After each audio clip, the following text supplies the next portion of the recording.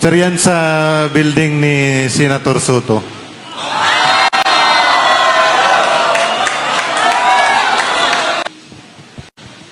Okay, next slide.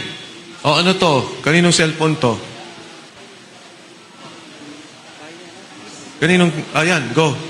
Sarge? Bale, nung time na yan, sir, kami, sir, yung advance team, sir, dyan sa bahay, sir, ni Chis Escudero, sir. Yung pag-deliver, sir. Ninawin mo para nabubulo. Ano, kaninong bahay to?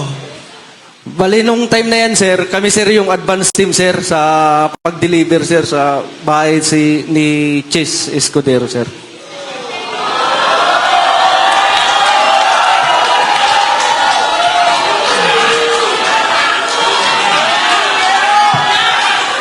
Sino tong... Dali lang. Sino tong... Go ahead. Sige. Bale, sir, yung address po, sir, talagang hindi ko po, sir, tukoy, sir. Kasi advance team kami nun, sir. Bale, yung nakakaalam, sir, yung driver namin, sir. Okay. Pero, sir, dyan, sir, sa loob ng bahay niya, sir, kumain pa kami dyan, sir. Ang ulam namin, hipon, kasama ko yung mga katulong niya, sir. Hello. Sir, yan. Ako na, sir, sa address. Sarge, tayo ka. Para lang. Tayo ka, Sarge, para... Go ahead. Hindi. Si Sarge. Sarge, tayo ka para... Di ba ba tayo? Sige, kwento mo lang. Di mo na kailangan Sir, basahin. noong 2024, mula Horizon Homes, BGC, kasama ako sa convoy papunta sa convoy ni Saldico bilang security detail at pupunta kami sa bahay ni Senator Francis Chis Escudero sa number 159 Street Corner, Hernade, New Manila. Naghatid kami ng 4 na malita na may iba-ibang sukat. Iyon lang po, sir. Sarge, etong picture na to, yung kinikwento mo, isa yon o iba pa? Iyan na po yun, sir. Bali, gisupport ko lang. Diyan mismo sa loob yan ng nag-unload ng malita. Sino tong tatlong nakatayong to? Ako yung kumuha niyan, sir. Security niya po yun, sir. Okay. Ako yung kumuha niyan, sir. Advance party kasi kami niyan, sir. Kasama ko si Sarge Sibasco. At saka yung... Isa-isa. Ang kasama mo, Si Sarge Sibasco, sir. kayong dalawa. Oo, sir. Tsaka Kayong dalawa nag-advance, si Sarge sila yung kwan, sir, eh. nag-deliver. Oo, sir. Bali, kami, sir, yung convoy, sir, kalahatan, sir. Okay. Kong Mike. Tapos itong... Patanong lang. Ipa-describe lang ho natin, attorney. Sino tong tatlong to? Yung naka-blue, sir, security po yan ng bahay. Yung dalawa, sir, kasama namin sa advance party, dalawang active na Philippine Coast Guard po yan. Coast Guard. Yes, sir. Active po yan, Philippine Coast Guard po. Sa inyo rin yan? Yes, sir. Kasama sa detail po yan ni Boss Saldico. Okay. Alam mo pangalan nila? Nung dalawang Kilala ko po yan sila, sir. Hindi, anong pangalan? Si Sarge Abitan at saka si Sarge Hilig po. Okay. Okay, meron akong tanong. Yung delivery nyo sa bahay ni Senator Chis, ilang maleta yung unang dineliver nyo?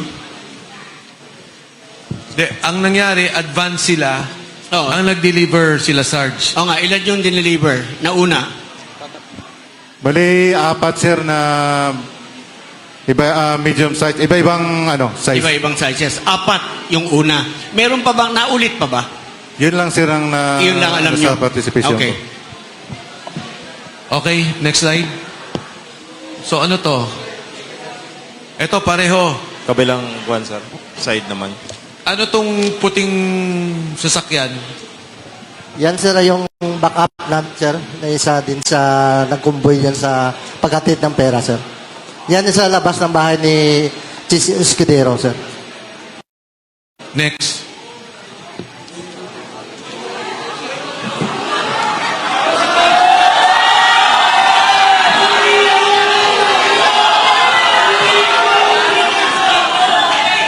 Sinong magpapaliwanag dito?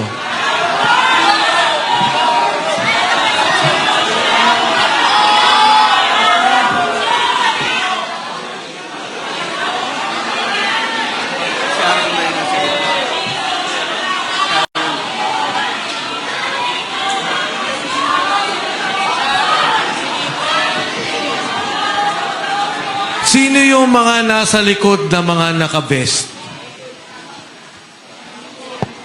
Sige, go, Sarge. Yan po sir yung mga empleyado sir ng MADSI sir. Nang? MADSI na pagmamayari ni Boss Saldico. Dinadala sa Horizon Homes, sir, at saka dinideliver sa iba't ibang official na mga gobyerno, sir. Next.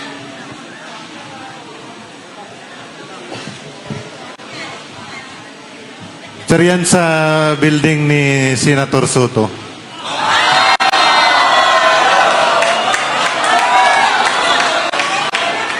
Bali, ako yung advance team.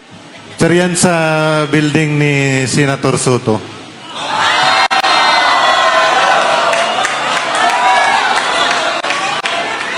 Bali, ako yung advance team kami dyan, sir. Kasama ko yan dyan si Badilla. Si Loben Badilla. Sino tong kinuna mo ng litrato? Ako yan, sir, na nagkuha. Ah, Kasi yung nag-advance kami dyan, bali, pinipicturean ko, sinisend ko sa Viber group namin para ma-inform yung tropa na aboard na kami, sir. next. Sarge, may doon kay Senator Tito Soto, hindi ikaw yung nag-deliver ka, di ba? Tama? Bali, advance party kami, sir. Sa team namin, may advance party, may close-in, may marketing. So, kami yung team advance sa time na dyan, sir.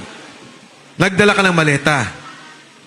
Bali, kami yung una sa building nag-secure. Tama. Ngayon, pagdating ng convoy ni Boss Saldico, na ako nag-guide doon sa baba, sa basement. Tapos, binaba ng tropa yung malita. Tapos sila ni Boss, paakyat sa elevator. Kinuha ko yung dalawang malita, hinabol ko sa kanila para Tinulungan mo. makasabay. Opo, sir.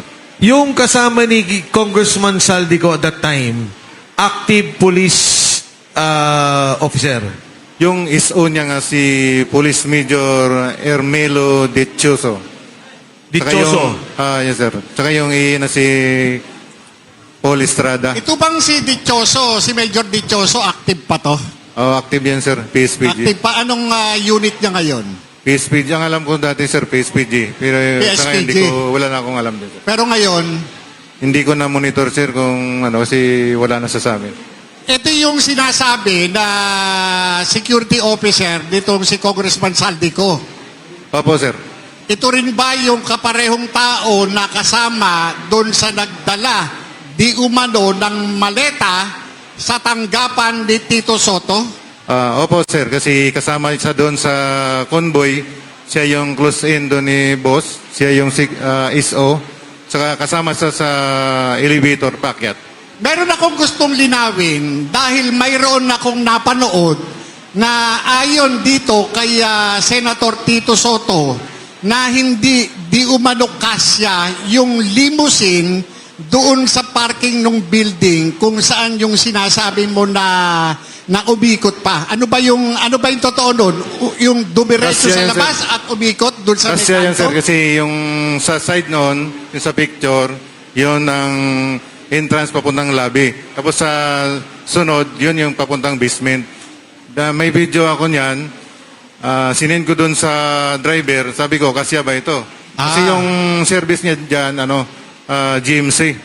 Yung bulletproof na GMC po. Ibig sabihin, so eto no, dahil napanood ko yung video, yung nagpapaliwanag si Senator Soto at sinabi nga niya, wala siyang mark na executive assistant at yung sinasabi niya, yung kanyang naging executive assistant ay matagal nang patay. Ngayon, inulit ko yung na itong sinasabi mong Mark, Mark Tiksay. Mark Tiksay. Tama ba? Tama po.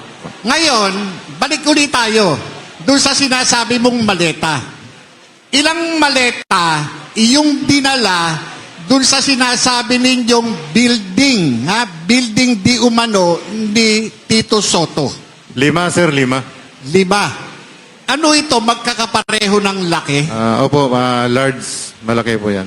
So kung ito large, naglalaman ito ng 70 milyon, 70 milyon, tama ba? Opo, sir, sa estimated na laman niya. Kung ito ay 5, merong 350 milyon. 50 to 70, pero yung laman nun, 40 M lang, sir, sa estimate ko.